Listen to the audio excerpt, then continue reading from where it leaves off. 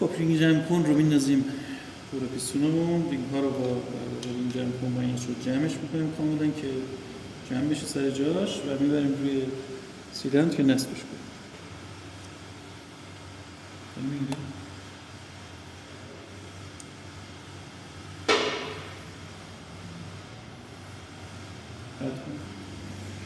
علامت جلوی پیستون به سمت جلوی موتور قرار میگیره. میلنگ رو هم کاملا سنت میکنیم وسط سیلندر این صورت و پیستون رو داخل سیلندر می‌بریم.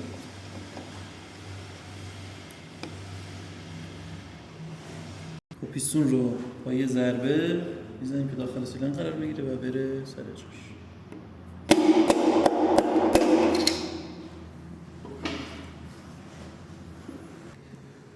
خب چپه مورد نظر رو می‌داریم، مقداری روغن میزنیم روش و نصب میکنیم روی شاتر.